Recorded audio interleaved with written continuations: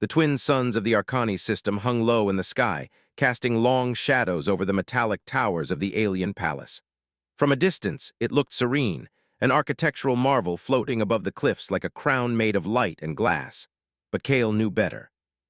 He had seen the fortress's defenses in countless reports, shimmering energy shields, sentient guardian drones, and corridors that seemed to shift as though alive. Every step inside could mean death. Yet the risk did not frighten him. It was the weight of what he was about to attempt that made his chest tighten. Princess Leora had been captured 6 cycles ago during a diplomatic mission gone wrong. She was said to carry within her a dormant power, one that could alter the balance of the galaxy. Some whispered that her bloodline was linked to ancient cosmic forces. Others claimed her mere presence could calm or inflame entire star systems. But Kale did not think about the legends. He thought only about her humanity, the courage that had been forced into her eyes even in captivity. He crouched atop a ridge overlooking the palace, the wind biting at his face. His equipment hummed softly against his suit, scanning the energy fields below. Kale was human, fragile by comparison to the aliens he had faced before, but his mind was sharp, his body trained, and his heart unyielding. He adjusted the small, intricate device in his hand. It would temporarily neutralize the palace shields in a narrow corridor. Just enough time to slip inside, just enough to reach Leora. The descent was treacherous. Metallic vines, a strange alien design that pulsed with a dim light, coiled around the palace's spires. As Kale dropped, he landed silently on a balcony, the ground far below. The palace was quiet, too quiet. Every shadow felt like it was watching him. He moved with the patience of a predator, though his prey was not a beast. It was the injustice that held Leora captive. Inside, the halls were a symphony of alien elegance. Floors shimmered as if liquid, walls hummed with energy, and in the distance, the faint echo of voices, guards, no doubt, reminded him that time was fleeting. He kept to the shadows, remembering the map he had memorized, the sequence of corridors and chambers that led to the royal holding room. He paused outside a heavy, translucent door, hearing the softest whisper of movement inside. The sensors in his suit confirmed life. Not one, but 2. Carefully, he deactivated the lock with a delicate pulse of energy. The door slid open silently. Leora was there. She was not chained, but a shimmering field held her in place, subtle but unbreakable. Her hair, the color of midnight clouds, fell around her shoulders, and her eyes, bright and defiant, met his immediately. "You came," she whispered, her voice barely audible but full of emotion. Relief, hope, and something else, a spark Kale couldn't name. "I always come," he said simply. He knelt and worked quickly, dismantling the energy field. It responded with a soft hiss but yielded under his careful hands. "We don't have much time." Leora's presence was calm yet magnetic, a quiet force that seemed to anchor him even amid the danger. "Where will we go?" she asked. Her voice carried a mixture of curiosity and wariness. Kale glanced at the hallways. "There's a safe route to the transport shuttle. It's risky, but it's the only way. Once we leave, we can figure out what comes next." "I know they're watching. I've felt it for cycles, the Queen's eyes, the palace itself. They know you're here." Kale had not believed everything. Until now, the corridor ahead seemed alive. Light shifted subtly, creating illusions that made the walls appear further apart, closer, even twisting into strange geometries. Kale kept his focus, leading Leora step by step, whispering directions to keep her calm. A sudden pulse of energy made the floor vibrate beneath their feet. Kale grabbed her arm instinctively, pulling her to the side as a drone, sleek and serpentine, slithered along the floor, scanning with a green light. He held his breath, waiting for it to pass. When it did, he exhaled softly, a whisper of relief. "You're remarkable," Leora said, her voice breaking the tense silence. "I never imagined anyone would come for me." Kale's knowledge of alien technology and his instinct for survival kept them alive, but every corridor felt like it could be the last. He noticed Leora's calm bravery. It was not a passive endurance, but an active will to survive, to resist the chains of her captors. Finally, they reached the outer gates of the palace. The energy shields shimmered like liquid glass, immense and terrifying. Kale activated the device in his hand, sending a pulse that would neutralize the shield long enough for them to pass. The pulse rippled outward, and for a few precious seconds, the gates became solid matter again, harmless. Kale and Leora ran, hearts pounding, toward the cliff's edge where the hover transport waited. But just as they neared it, a presence filled the air, a weight of power that made the very ground hum. Kale froze instinctively. He could feel it, a gaze that pierced his mind, scanning his thoughts, his fears, his intentions. From the palace atop a high spire that seemed to pierce the sky itself, a figure appeared, Queen Scifi. Her form was elegant and terrifying, draped in flowing robes that seemed to shimmer with a light that was not entirely of this world. Her eyes, sharp and commanding, were fixed on Kale, and in that moment he felt a pull, a magnetic force that both repelled and drew him. "You dare!" Her voice echoed across the cliffs, deep and resonant, carrying both anger and something else, interest. Kale felt Leora tighten her grip on his arm. "Go," he whispered. "We can't stop now." Every instinct in his body screamed that their flight was no longer just about saving the princess. It was about surviving the scrutiny of someone who could unmake them with a thought. The hover transport waited, engines humming softly. Kale ushered Leora aboard, glancing back. The queen's figure remained, motionless yet omnipresent, as if she were a storm contained in a single silhouette. As the transport lifted off the cliff, Kale allowed himself one brief look at the palace fading below. He could feel the weight of destiny settling on his shoulders. He had risked everything, but the danger had only just begun. And somewhere in the expanse of stars beyond, Queen Scifi's eyes followed them, not with hatred, not entirely, but with an interest that promised storms yet to come. Kale sank into his seat, exhausted but alert. Leora sat beside him, her hand brushing against his. A silent understanding passed between them. The journey was far from over. They had escaped the palace, but the galaxy itself was now a web of forces, power, and secrets, and they were caught at its center. Above them, the twin suns dipped below the horizon of the alien world, casting the sky in fiery colors. And in that light, Kale felt the faintest twinge of something he had not expected: anticipation. Danger, yes, but also a sense that the choices he made now would echo across worlds, shaping not only their fates but those of kingdoms and queens, of power and love, in ways he could scarcely imagine. The transport moved silently into the night, carrying two fugitives, one promise, and a shadow that would not release them. And somewhere in the palace still, the queen's presence lingered, watching, calculating, waiting. The stars stretched before them, an endless sea of possibility and peril. The transport hummed softly as it sailed through the darkness of space, leaving the alien palace behind. Kale sat with his hands clasped tightly, staring at the stars that stretched endlessly before them. Leora beside him was silent, her gaze distant. The relief of escape had faded, replaced by the gnawing tension of what would come next. "You think she will follow?" Leora asked quietly, breaking the silence. Her voice carried a mixture of fear and curiosity, like the wind whispering through alien cliffs. Kale shook his head. "I don't know. But if she does, it will not be like any enemy we've faced. She is different." He hesitated, choosing his words carefully. "Powerful, not just in weapons or guards, but in ways I can't explain. She can see things, feel things. I've felt it already. She knows me, and I think she knows more than we realize." "She's here," he whispered, the words almost lost in the hum of the engines. Leora's hand gripped his arm. "What does she want?" "Why, I couldn't leave her." He had risked his life, and more than that, he had risked drawing the attention of someone who could destroy him with a thought. "I understand," he said, voice firm despite the fear, "but I do not regret it. Courage and recklessness are often difficult to distinguish.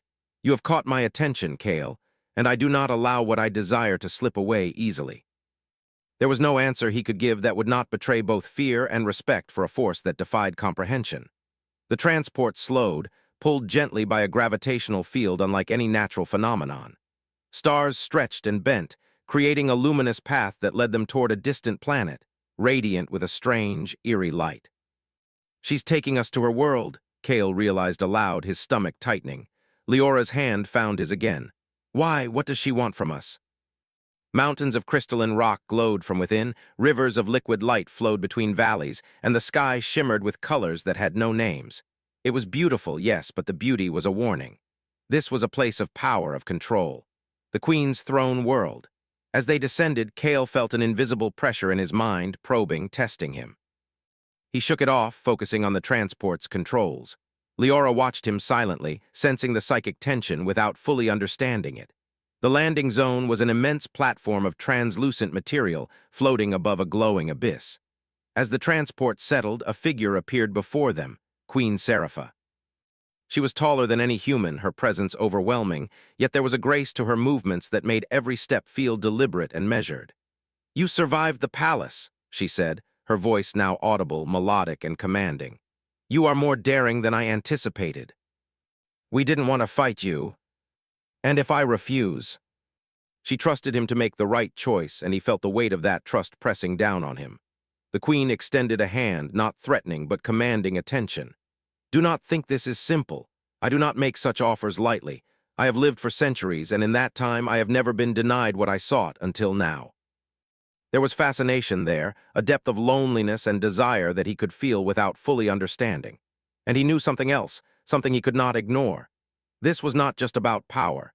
It was about connection, about the strange, human need to be seen and understood, even across the vastness of species and centuries. He clenched his fists, his mind racing.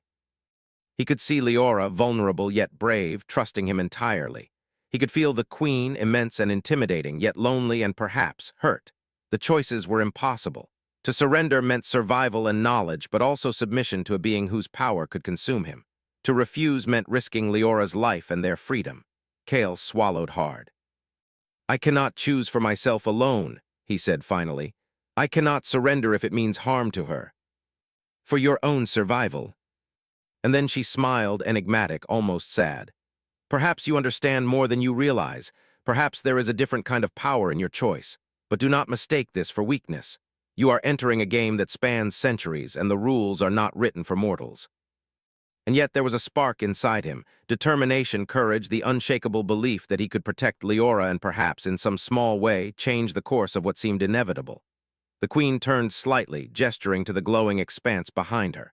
"Come," she said, voice smooth as silk. "Walk with me, see my world, understand what you risk and what I might offer you.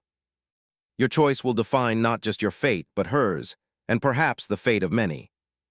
As they walked toward the alien queen, the world around them shimmered with impossible light, crystalline structures bending reality, rivers of energy flowing like liquid fire. Every step carried weight, every breath was heavy with anticipation. Kale felt the psychic pull of the queen again, magnetic, intimidating, impossible to ignore. And in that moment he realized the truth. This was more than a rescue. It was the beginning of a trial that would test courage, loyalty, and the deepest parts of the human heart. The queen watched him carefully, as if reading the lines of his soul. "Kale," she said softly, "the question is not whether you survive, but what you are willing to give for what you love." Mountains of translucent crystal glowed from within, rivers of molten energy wound through valleys like liquid fire, and the sky shimmered in colors Kale had no names for. Every surface reflected and refracted the stars, creating illusions that made distance meaningless. Here, in this alien kingdom, reality itself seemed to bend under the queen's command. Kale's heart beat rapidly, but he kept his steps measured, his gaze alert. Leora stayed close, her hand brushing against his occasionally for reassurance. She had been silent since their landing, her eyes wide with awe and cautious fear. The air seemed charged, almost alive, and Kale could feel the queen's presence everywhere, pressing on their minds with gentle insistence. "You are brave," a voice echoed inside Kale's head, not spoken aloud but psychic, intimate, and undeniable. "Yet fragile, so fragile, and still you resist me. You cannot hide your fascination, Kale. I see it, I feel it. You carry more than survival on your shoulders. You carry feelings, fear, hope, courage, and perhaps even longing. You are human, after all, so predictable, so wonderfully fragile." It was not just psychic influence. It was empathy, curiosity, a probing into the very core of his being. He understood now why the legends spoke of her power. The queen did not merely dominate physically. She dominated minds, emotions, and perceptions. The path ahead led them to a vast hall, a cathedral of crystalline pillars that reflected and bent light into infinite patterns. At its center hovered a platform of pure energy, radiant and almost blinding. This was the heart of the queen's world, where reality was her command and thought could shape existence. "Step forward, Kale," her voice urged, both inside his mind and spoken aloud. "Here you will see yourself, here you will see me, and here you will decide what kind of man you truly are." She gave him a small nod, her eyes steady, trusting him. He drew in a deep breath and stepped onto the platform. The light of the energy shifted, swirling around him, forming visions that he could see and feel simultaneously. Images of his past flashed before him, moments of courage, moments of failure, moments of fear. Every memory was intensified, colored by the queen's psychic touch. He saw himself standing before impossible odds, choosing action over hesitation, yet always carrying the weight of consequences. "You see yourself," the queen said softly. "Do you understand? Courage and fear are intertwined. Loyalty and longing are inseparable. You cannot act without consequence, Kale.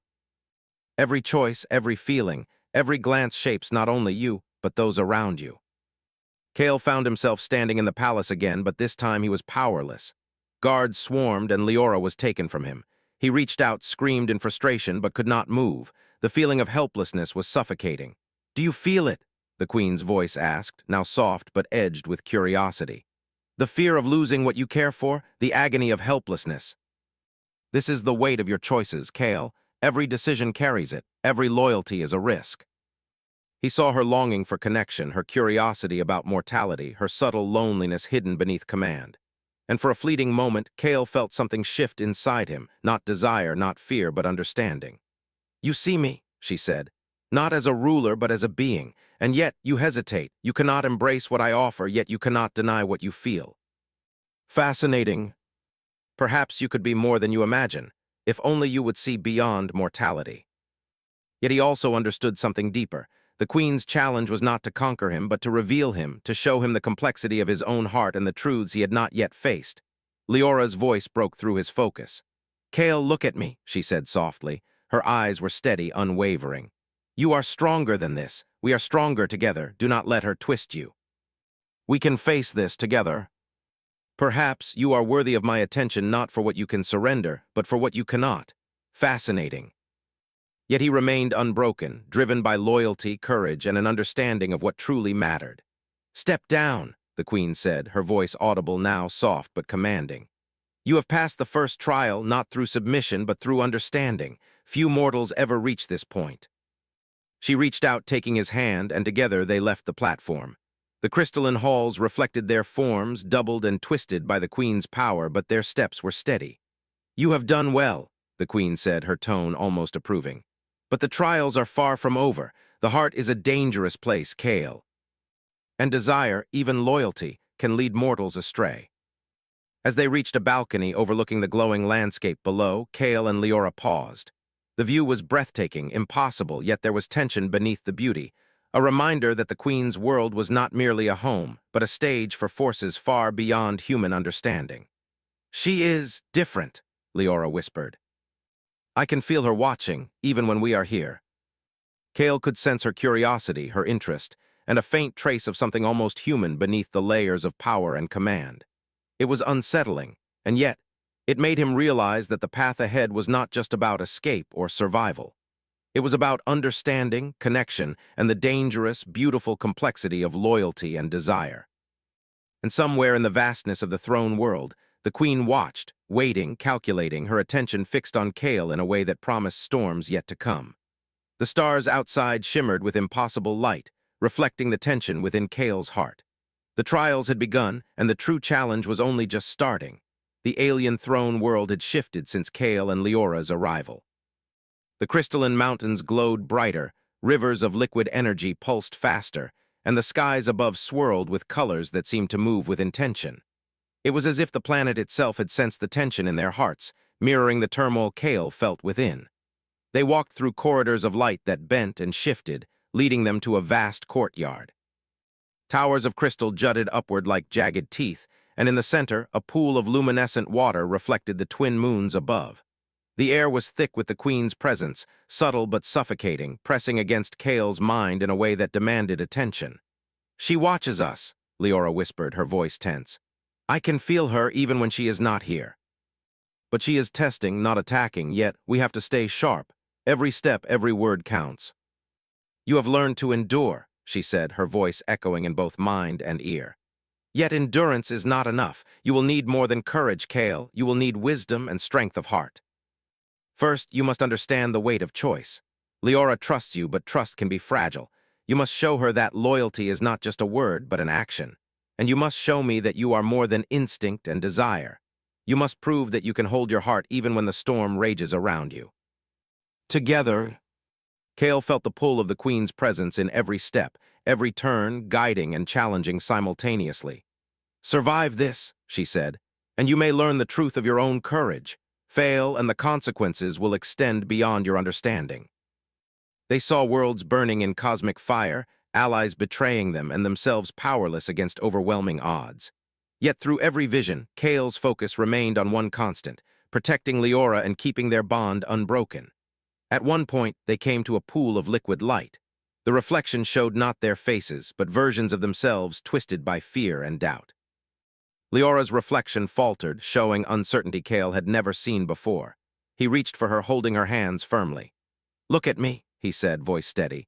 "This is not you. This is fear, nothing more. We control what we can. Together, we are stronger than any illusion." Together, they moved forward, leaving the false reflections behind. Suddenly, the labyrinth shifted violently. Walls of light rose and fell, paths closed, and a shadow moved among the illusions. Kale's instincts screamed danger. A group of guardian drones appeared, sleek and serpentine, their eyes glowing with lethal intent. Kale drew his energy weapon, firing carefully, each shot disabling rather than destroying, as he had learned restraint was sometimes more powerful than force. Leora assisted, using her latent abilities to manipulate light, creating barriers that confused and trapped the drones. Together, they moved as one, a human and a princess united in purpose. But just as they reached what seemed like safety, the Queen's presence filled their minds more forcefully than ever. "Do you understand now?" she whispered. "The storm is not only outside, Kale, it is within. Every bond, every choice, every feeling can be weapon or weakness. You cannot protect her without protecting yourself, and you cannot protect yourself without understanding what you are willing to risk." Then she vanished, leaving Kale and Leora in the transformed courtyard. The labyrinth began to dissolve, revealing a vast balcony overlooking the throne world below. The crystalline rivers glowed brighter, mountains casting long shadows, and the sky shimmered with colors that seemed alive. Kale exhaled, feeling a moment of relief, but it was short-lived. A pulse of energy rippled through the air, and from the horizon a fleet of alien ships appeared. They moved with precision, surrounding the balcony. Kale realized instantly, the Queen's power extended far beyond her palace. She commanded armies, planets, and cosmic forces with ease. "She's testing us further," Kale said, voice low. "This is no longer just about loyalty or courage. She wants to see how we react under pressure, when the stakes are real." Kale and Leora stumbled, adjusting quickly to the altered physics. They ran toward a crystalline tower, the ships following, not attacking directly but hurting them like prey. Kale's mind raced. Every instinct, every memory, every lesson from the Queen's earlier tests became crucial. He guided Leora, using her powers in tandem with his strategic thinking. They moved through narrow corridors, twisted staircases, and floating platforms, staying ahead of the pursuing fleet. Finally, they reached the edge of the throne world, where a bridge of pure energy spanned a glowing chasm. Beyond it, the city of light and crystal stretched endlessly, a maze Kale had not yet mapped. The ships hesitated at the edge, unable or unwilling to cross the energy bridge. Kale turned to Leora, realizing that they had survived the immediate threat, but the Queen's test was far from over. "Kale," Leora said softly, I trust you, completely, but I need to know, what is she trying to do with you, with us? And maybe she wants something more, something I do not yet understand." A voice filled their minds once more, this time calm, powerful, and strangely intimate. "Kale," it said, "the storm is not over. The choices you make now will define not only your fate, but hers. You are tested by fire and shadow, by loyalty and heart. Do not falter." Every moment of courage, every decision, every bond would be pushed to its limit. And yet he also understood that he and Leora were not powerless. Their connection, their trust, their shared courage, these were weapons the Queen could not fully anticipate. As the throne world shimmered around them, Kale felt the tension in the air tighten. The Queen's presence lingered, a shadow in their minds, observing, calculating, waiting. And in that moment, Kale realized the truth. The path ahead would demand everything: courage, loyalty, understanding, and the strength to protect those he loved.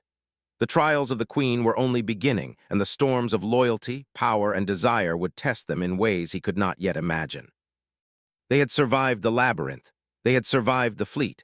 But the greatest challenges were yet to come, challenges that would push the limits of heart, mind, and courage, where every choice carried unimaginable weight. The throne world stretched endlessly before them, beautiful, terrifying, and alive. And Kale knew, deep in his heart, that the Queen's eyes followed them still, watching, judging, and waiting for the moment when loyalty, courage, and desire would collide in ways none of them could predict. The throne world was quiet, almost unnervingly so. The crystalline mountains shimmered with muted light, rivers of energy flowed like molten silver, and the sky above pulsed with an ethereal glow. Kale and Leora stood at the edge of a vast expanse, a floating plateau that seemed to stretch into infinity. This was the heart of the Queen's domain, a place where reality bent to her will, where time itself seemed uncertain. Kale's chest tightened as he sensed the Queen's presence more strongly than ever. She was not merely watching, they were inside her mind, feeling her thoughts, her curiosity, her expectation. "You have come far, Kale," her voice echoed softly in their minds. "But courage alone is not enough. Loyalty alone is not enough. To survive, to protect her, to claim your own destiny, you must understand sacrifice." The air vibrated with energy, thick with the Queen's presence. It was a test, this he knew instinctively, not just of skill but of heart, of trust, of the very essence of who they were. "This is your trial," the Queen said, her voice both inside their minds and audible, melodic and commanding. "Here you will confront what you fear most and what you desire most. Only through understanding can you prevail." Every vision struck his heart with the force of reality. He gritted his teeth. "I will not let her be harmed," he thought fiercely, "no matter what I face." She reached out, not threatening, but as if seeking understanding, a connection. "I have lived for centuries," she whispered. "I have sought, desired, and conquered, yet I have never known companionship. Mortals fascinate me, Kale, you fascinate me, but fascination alone is fleeting. Show me your heart, and perhaps you will survive this trial and perhaps change me as well." The visions of destruction vanished, replaced by challenges that tested their bond. They were surrounded by illusions of themselves failing, of one abandoning the other, of betrayal and fear. Leora reached for Kale instinctively, grounding them both in reality. "You are stronger than I thought," the Queen murmured. "But strength alone does not guide the heart. Loyalty alone cannot shield you from despair. You must choose, Kale. What will you risk for what you love?"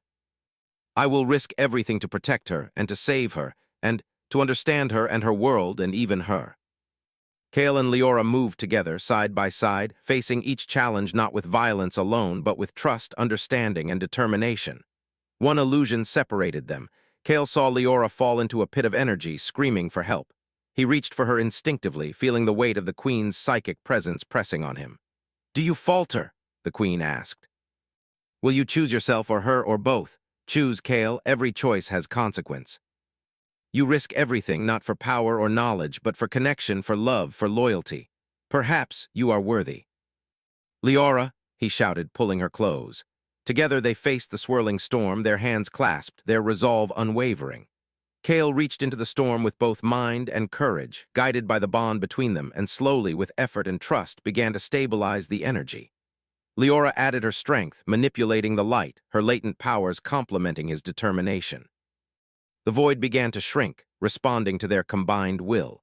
Kale felt exhaustion, the weight of every trial pressing down on him, yet he did not falter. Every vision, every test, every moment of doubt had led to this.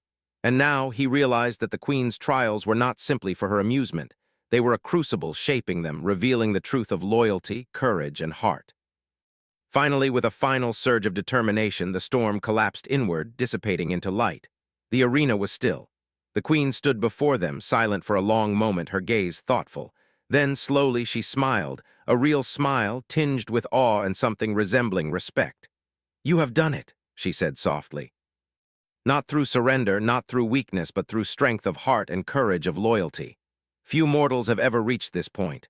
You have not only saved yourselves, but perhaps even me. Together." "Then what now?" he asked, the Queen's gaze softened. "Now you return to your lives as you choose. You have learned, you have grown, and I will consider what I have seen. Mortals are fleeting, yet some leave marks that endure. You have left yours." "We will not forget you," Leora said gently. The Queen inclined her head. "Nor I you. Perhaps our paths will cross again under different skies in different times. But for now, go, live. Remember what you have learned and what you have risked." Kale and Leora stepped forward together, their bond stronger than ever.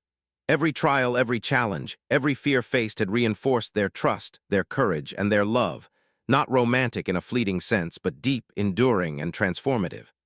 As they ascended into the transport, the Queen watched silently from her realm. Her presence lingered like a gentle wind, a promise and a reminder that power and connection were not always about dominance, but about understanding, empathy, and the courage to face the unknown. The stars stretched endlessly before them as the transport moved away from the throne world. Kale sank into his seat, feeling the weight of what they had survived and the lessons learned etched into his heart. Leora rested her head against his shoulder, her breath calm and steady. "You were incredible," she whispered softly. "Every step, every decision, you never faltered." Perhaps she will see that connection is stronger than control. And though the universe was vast, unpredictable, and often dangerous, he knew that together they could face anything. Somewhere in the distance, the throne world shimmered like a beacon.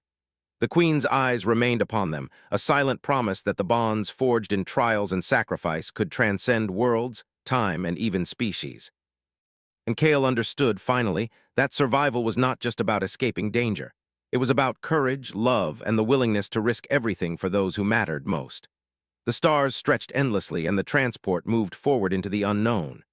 Kale and Leora sat side by side, hands clasped, hearts steady, ready to face whatever new challenges awaited. And in that moment, the universe seemed wide, full of possibilities and strangely kind.